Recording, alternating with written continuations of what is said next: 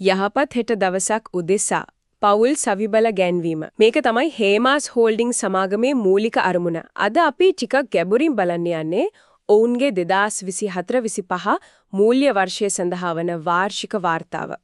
දැන් මේක සමාගමක් Taman ගැනම ලියපු ලියවිල්ලක් වුණාට මේකේ තියෙන සංඛ්‍යාලේඛන උපාය මාර්ග මේ දේවල් වලින් අපිට ශ්‍රී ලංකාවේ ප්‍රධාන පෙළ සමාගමක් හිතනපතන විදිහ ගැන ලොකු චිත්‍රයක් මවා ගන්න පුළුවන්. ඒක ඇත්ත. මේ විමසුමේදී අපි බලන්නේ මේ දෙවන්ත සමාගම ක්‍රියාත්මක වෙන්නේ කොහොමද? එයාලගේ මූල්‍ය ශක්තිය කොයි වගේද? අනාගතය දිහා බලන්නේ කොහොමද කියන එක. අනික කියන්නම ඕන මේක නිකම් වාර්තාවක් නෙවෙයි. ඔව් ඒක වේදිකත්. Ernst & Young වගේ ලෝක ප්‍රකට ආයතනයක් විසින් විගණනය කරලා Global Reporting Initiative එක කියන්නේ GRI කියන ජාත්‍යන්තර ප්‍රමිතීන්ට අනුව සකස් කරපු එක. ඉතින් ඒ නිසා මේකේ තියෙන තොරතුරු වල නිර්වැද්‍යතාවය ගැන අපිට ලොකු විශ්වාසයක් තියන්න පුළුවන්. හරි එහෙනම් අපි මුලින්ම ලොකුම සංඛ්‍යා ටිකෙන් පටන් ගමු. හොඳයි. වාර්තාවේ හැටියට සමූහයේ ආදායම රුපියල් බිලියන 107යි. බිලියන 108ක්. ඔව්. බදු ගෙවන්න කලින් ලාභය බිලියන 12.7යි. දැන් මේ ගණන් නිකම්ම කිව්වට තීරෙන්නේ නෑනේ. නෑ. පසුගිය අවුරුද්දේ රටේ තිබ්බ ආර්ථික තත්ත්වයත් එක්ක බැලුවම මේක සාමාන්‍ය වර්ධනයක්ද නැත්නම් ඇත්තටම විශිෂ්ට දක්ෂතාවයක්ද? ඒක තමයි වැදගත්ම දේ. මේක විශිෂ්ට දක්ෂතාවයක්. එහෙමද? ඔව්. මොකද ගොඩක් සමාගම් යන්තම් හුස්ම ගන්නකොට හේමාස් කොටස් මිල 49.3%කින් වැඩි වෙලා තියෙනවා. 49.3ක් කියන්නේ ලොකු ගාණක්. ඒක සමස්ත කොටස් මිල දර්ශකය කියන්නේ ASP එකේ වර්ධනය පවා පහු කරගල ගිය ගමනක්. ඒකෙන් කියවෙන්නේ වෙළඳපොලේ ආයෝජකයන්ට මේ සමාගම ගැන තියෙන විශ්වාසය කොයිතරම්ද කියලා.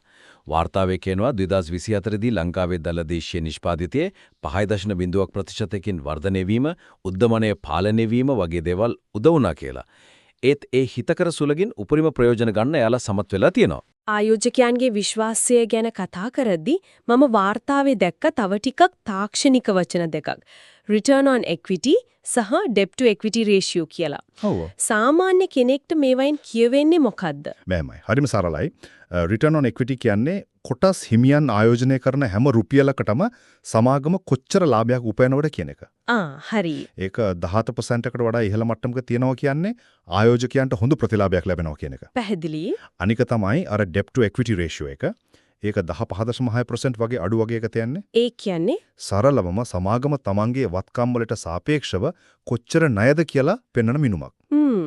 මේක අඩුයි කියන්නේ හේමස් දුවන්නේ ණය සල්ලි වලින් නෙවෙයි. තමන්ගේම ශක්තියෙන් කියන එක. හදිස්සිය ආර්ථික කුණාටුවක් ආවොත් ලේසියෙන් පෙරලෙන්නේ නැති නැවක් වගේ. එහෙනම් මූල්‍ය මේ පැත්තෙන් නම් සමාගම ශක්තිමත්.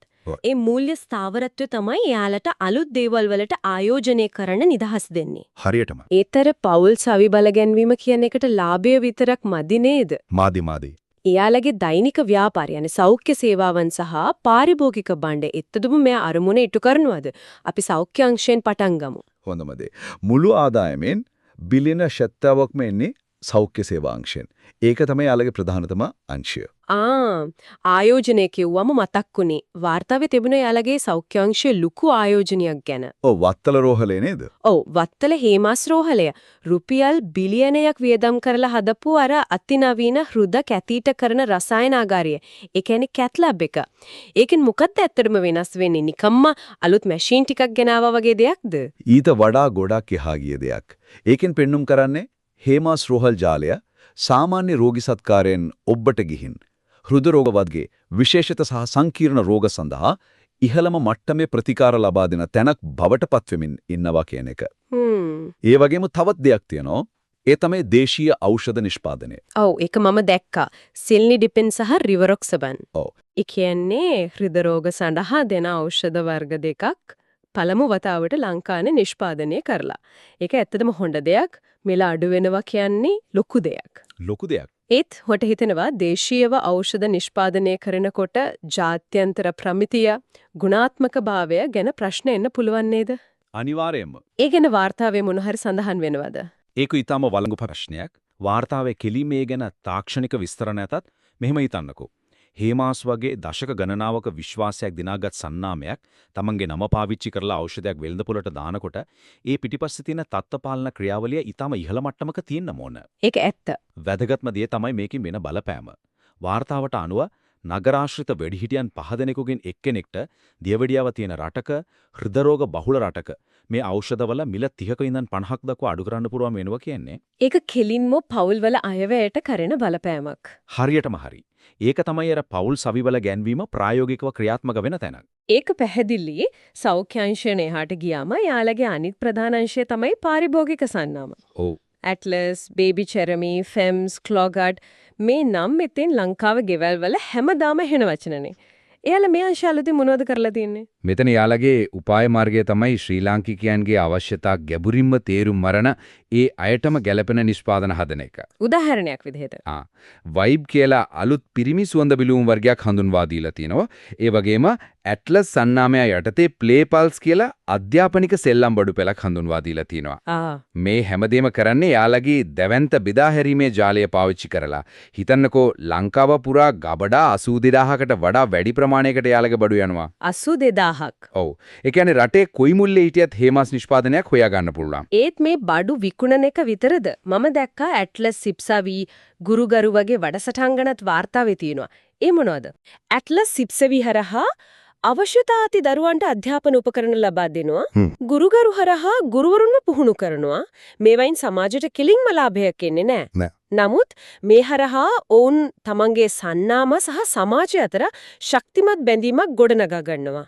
ඒක දිගුකාලීනව ඕනම සමාගමකට ඊටම වටිනා දෙයක්. මම මේ වார்த்தාව කියවගෙන යද්දී එක තැනක නතර වුණා. ඒ තමයි මේ සමාජ වගකීම සහ තිරසාරත්වය ගැන තියෙන සංඛ්‍යා ලේඛන. ඔව් ඒ කොටස ගොඩක් සිත් කරනස්සලුයි. එයාලා ශ්‍රී ලංකාවේ හොඳම ආයතනික පුරවැසියන් 10 දෙනා අතරට තැදිලා. ප්ලාස්ටික් කිලෝග්‍රෑම් 1,73,800කට වඩා. ඒ කියන්නේ මිලියන 1.6කට වඩා. ප්‍රතිචක්‍රීකරණය සඳහා එකතු කරලා කියනවා. ඒක කොහොමද කරන්නේ? ඒක හිතාගන්න තමාරු වැඩක් නේ. ඒක තමයි. ඒක කරන්නේ අල විශේෂ ක්‍රමවේදයක් පාවිච්චි කරනවා. වාර්තාවේකට කියන්නේ ද්විත්ව වැදගත්කම නැත්නම් ඩබල් මටීරියලිටි කියලා. ද්විත්ව වැදගත්කම. ඔව් ඒක සරලව කිව්වොත් කාච දෙකකින් ලෝකෙ දිහා බලනවා වගේ. හරි? ඒක කාචයකින් බලනවා පරිසරය සහ සමාජයේ වෙනස් වීම ව්‍යාපාරයට බලපාන්නේ කොහොමද කියලා. අනිත් කාචයෙන් බලනවා Tamanගේ ව්‍යාපාරයේ පරිසරයට සහ සමාජයට බලපාන්නේ කොහොමද කියලා. දෙපැත්තටම හිතනවා. ඔව්. මේ විදිහට දෙපැත්තටම හිතන නිසා තමයි ওই වගේ ලොකු ඉලක්ක තියාගන්න පුරුවන් වෙන්නේ. මොනවද ඒ වගේ යාලා තියාගෙන තියෙන ලොකු ඉලක්ක? කිහිපයක්ම තියනවා 2030 වෙනකොට Tamanට අවශ්‍ය බල ශක්තියෙන් 25ක් පුනර්ජනනීය ප්‍රභව වලින් ගන්නවා. වන්දවි යාමේ තර්ජනයට ලක්ව සත්ත්ව විශේෂ ආරක්ෂා කරනවා. වැදගත්ම එක තමයි තමම් වෙළඳපොළට නිකුත් කරන ප්ලාස්ටික් ප්‍රමාණයට සමාන ප්ලාස්ටික් ප්‍රමාණයක් ඒ කියන්නේ 100%ක්ම නැවත පරිසරයෙන් එකතු කරනවා කියන ඉලක්කය. ඒක ලොකු වගකීමක්. ලොකු වගකීමක්. පරිසරයේ සමාජය ගැන කතා කළා දැන් අපි සමාගම ඇතුලේ ඉන්න මිනිස්සු ගැන කතා කරමු. ඔව්. සේවකයන් 5620 දෙනෙක් ඉන්නවා කියලා වාර්තාවේ තියෙනවා. එයාලා වෙනුවෙන් මොනවද වෙන්නේ? මානව ප්‍රාග්ධනය කියන්නේ එයාලට ලොකු ආයෝජනයක්. වාර්තාවේ තියලව පුහුණු කිරීම සඳහා 50114ක් යොදවලා තියෙනවා කියලා. පයක් 50000ක්. ඔව්. ඒක වියදමක් විදිහට නෙවෙයි. එයාලා දකින්නේ අනාගතය සඳහා ඔරොත්තු දෙන ශ්‍රම බලකායක් ගොඩනැගීමක් විදිහට. හේමාස් නායකත්වයේ ඇකඩමිය සේවකයන්ගේ මානසික සහ ශාරීරික සුවතාව වෙනුවෙන් හේමාස් වෙල්නස් වැඩසටහන වගේ දේවල් ක්‍රියාත්මක වෙනවා. මම තවත් දෙයක් දැක්කා Voice of Women කියලා සේවක කණ්ඩායමක් ගැන. ඒකෙන් මොකද්ද වෙන්නේ? ආයතනයක් ඇතුලේ ස්ත්‍රී පුරුෂ සමානාත්මකතාවය ගැන කතා කරන එක ලංකාවේ තාම ටික කලුත් දෙයක් නේ. ඔව්. ඒක ඊටාම වැදගත් පියවරක්. ඒ කණ්ඩායම හරහා ආයතනය තුල කාන්තාවන්ට තියෙන ගැටලුව අභියෝග ගැන කතා කරන්න විසඳුම් හොයන්න අවස්ථාවක් හදලා දෙනවා.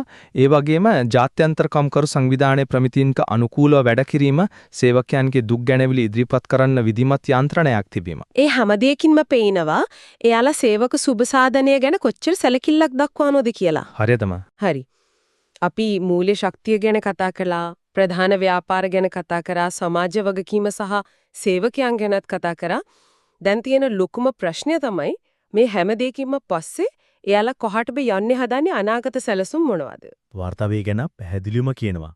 ඉදිරි වර්ධනය සඳහා ඇමරිකානු ඩොලර් මිලියන 100ක විතර අරුමුදලක් වෙන් කරලා තියෙනවා. ඩොලර් මිලියන 100ක්. ඒ වර්ධනය ප්‍රධාන පති තුනකින් බලාපොරොත්තු වෙනවා. එකක් නවෝත්පාදනය මත පදනම් වූ වර්ධනය. ඒ කියන්නේ අලුත් නිෂ්පාදන අලුත් සේවා හඳුන්වා දීම. කරි. දෙක බංග්ලාදේශය වගේ ජාත්‍යන්තර වෙළඳපොළ වලට තවත් ව්‍යාප්ත වෙන එක. තුන අනාගතයට ගැලපෙන කර්මාන්ත සඳහා ආයෝජනය කරන එක. මේ සැලසුම් ක්‍රියාත්මක කරන්න එයාලා තාක්ෂණය පාවිච්චි කරන විදිහ ගැනත් වාර්තාවේ තිබුණා. SAP රයිස් කියන පද්ධතියක් ගැන සඳහන් වෙනවා. ඔව් SAP රයිස්. ඔව්. ඒක මොකක්ද ඒ විශේෂ වෙන්නේ? SAP රයිස් කියන්නේ සමාගමක මූල්‍ය, සැපයුම්, මානව සම්පත් වගේ හැම අංශයක්ම එකම තැනකට සම්බන්ධ කරලා වඩාත් කාර්යක්ෂමව කළමනාකරණය කරන්න උදව් වෙන අතිනවීන මෘදුකාංග පද්ධතියක්. විශේෂත්වය තමයි ශ්‍රී ලංකාවේ සමූහ ව්‍යාපාරයක් මේ වගේ පද්ධතියක් සම්පූර්ණයෙන්ම ක්‍රියාවට නංගපු පළමු අවස්ථාව මේක වීම. ඒ කියන්නේ මේක පළවෙනි වතාව. ඔව්. සරලව කිව්වොත් මේක හරියට පරණ පාරවල් තිබුණු නගරයකට අලුත්ම අධිවේගී මාර්ග පද්ධතියක් හදනවා වගේ වැඩක්. හැමදේම වේගවත් වෙනවා පහසු වෙනවා. ඒ වගේ ලොකු සැලසුම් තියනකොට ඒවට හරස් වෙන්න පුළුවන් බාධක. ඒ කියන්නේ අවදානම් ගැන හිතන්න වෙනව නේද? අනිවාර්යෙන්ම. ඒ ගැන මොනවද වාර්තාවේ කියවෙන්නේ? එයාලා ප්‍රධාන අවදානම් කීපයක් හඳුනාගෙන තියෙනවා. දේශගුණික විපර්යාස, ලෝකේ වෙන භූදේශපාලනික අස්ථාවරත්වය, සයිබර් තර්ජන වගේ දේවල්. වැදගත්ම දේ ඒවා හඳුනාගෙන නිකන් ඉන්නේ නැතුව ඒ හැම එකටම මුහුණ දෙන ක්‍රමෝපායන් හදලා තියෙන එක. ඒකෙන් පේන්නේ යාලා කොච්චර දුරදිග හිතලා වැඩ කරනවද කියන එක. එනම් මේ මුළු කතාවම එකට එකතු කළොත් මේ වාර්තාවෙන් අපිට පේන චිත්‍රය තමයි හේමාස් කියන්නේ මූල්‍යමය වශයෙන් ඊතා ශක්තිමත් සෞඛ්‍ය සේවා සහ පාරිභෝගික භාණ්ඩ කියන අංශ දෙක ගැන පැහැදිලි අවධානයක් යොමු කරපු. ඔව්.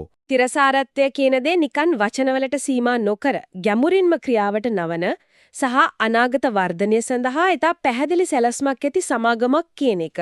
ඔව්. අවසාන වශයෙන් සිතන්නට යමක් ඉතිරි කරන්නම්. මේ වාර්තාවේ තැනක හැමාස් X hatch slingshot වැඩසටහන හරහා නව ව්‍යවසායකයන්, ඒ කියන්නේ ස්ටාර්ට්අප්ස් එක්ක වැඩ කරන හැටි ගැනත් වනජීවී සහ සොබාතහම ආරක්ෂණ සංගමයක එකතු වෙලා වඳ වී යන සතුන් ආරක්ෂා කරන හැටි ගැනත් විස්තර තියෙනවා. ඔව්. මට හිතෙන ප්‍රශ්නේ මේකයි. දශක ගණනාවක් පැරණි දවන්ත සමාගමක් එක පැත්තකින් රටේ අලුත්ම ව්‍යාපාරික අදහස් වලට තෝතැන්නක් වෙද්දී අනිත් පැත්තෙන් වඳ වී යන අලින් දිව්‍යයන් ආරක්ෂා කරන්නෙකු ලෙස ක්‍රියා කරන විට ඒක ශ්‍රී ලංකාවේ ආයතනික වගකීමේ අනාගතය ගැන අපිට මොන වගේ සංඥාවක්ද දෙන්නේ? ඒක හොඳ ප්‍රශ්නයක්. සමහර වෙලාවට මූල්‍ය වාර්තාවල සංඛ්‍යා ලේඛන වලින් එහාට ගිය දිගුකාලීන වටිනාකමක් නිර්මාණය කිරීමේ අලුත් ආකෘතිය මේක වෙන්න බැරිද?